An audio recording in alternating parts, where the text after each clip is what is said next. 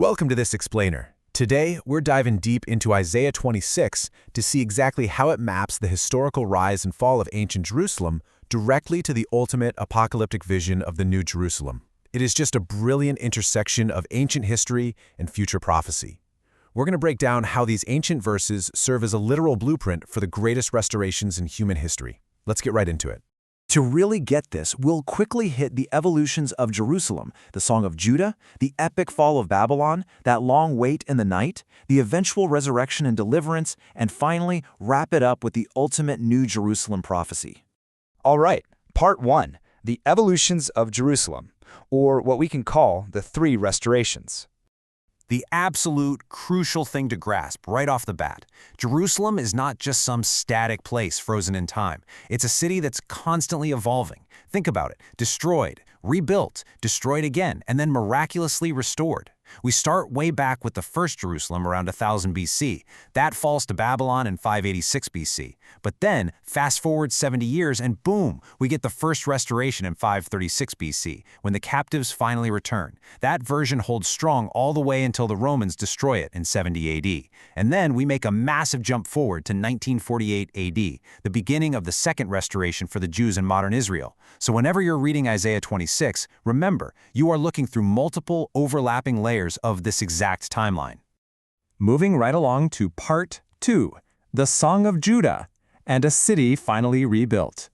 Let's transport ourselves back to 536 BC. The captives have returned, and they are singing this incredibly powerful song of restoration right there in the land of Judea. After all those grueling years of captivity, they're celebrating their strong, newly rebuilt city. But actually, notice what makes it strong. It's not the mortar. It's not the stone. They know without a doubt that God's protection is their true wall and bulwark. And even the name of the land shifts, from Judah to Judea, marking this totally fresh start under divine protection. And it gets better. The song declares that the city gates are thrown wide open. Why? So the righteous among the nations, anyone seeking truth, can enter. This is literally a divine invitation. The gates of the Lord's city are just wide open to absolutely anyone who wants to learn of him, join his church, and be grafted right into the family of Abraham. Now, the psychological and spiritual payoff here is just profound. Isaiah promises that for those whose minds cleave to God, the Spirit provides perfect mental peace. It doesn't matter what's happening in the world around them. It's this beautiful, rock-solid promise. If your mind is stayed on Him, you are kept in perfect peace, even when everything else is pure chaos. So how exactly do we hold on to that peace? Well, it's by trusting in the Lord forever as our everlasting strength.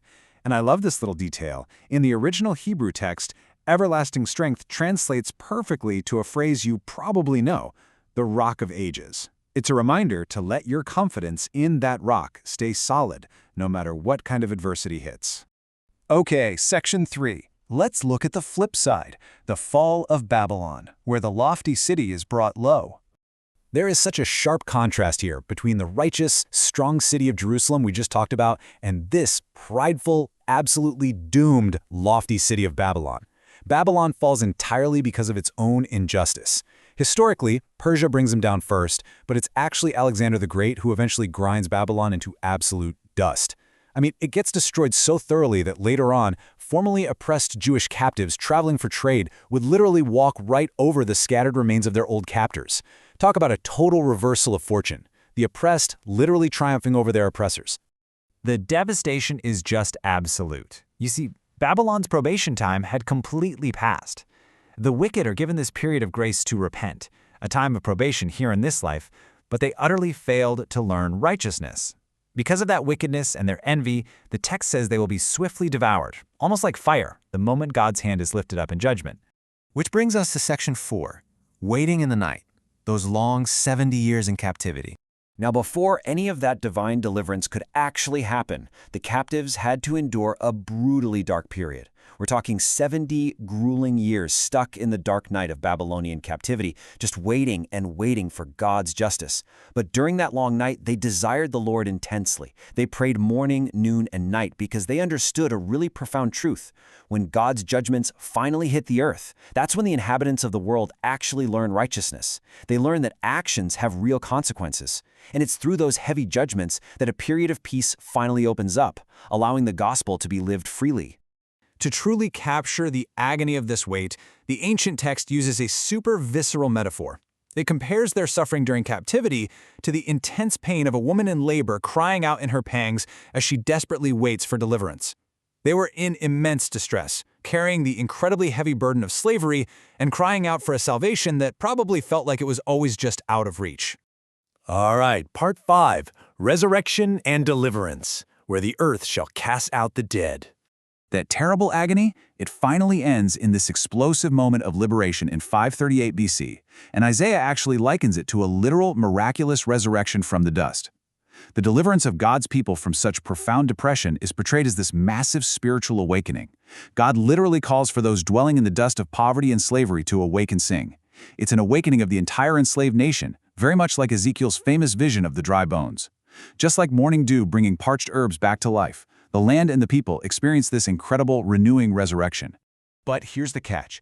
As this divine judgment sweeps over Babylon by the hand of Cyrus, there is a very crucial piece of advice.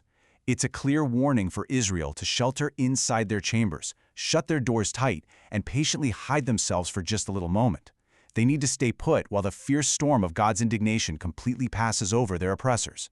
Essentially, keep your heads down until the path is totally clear.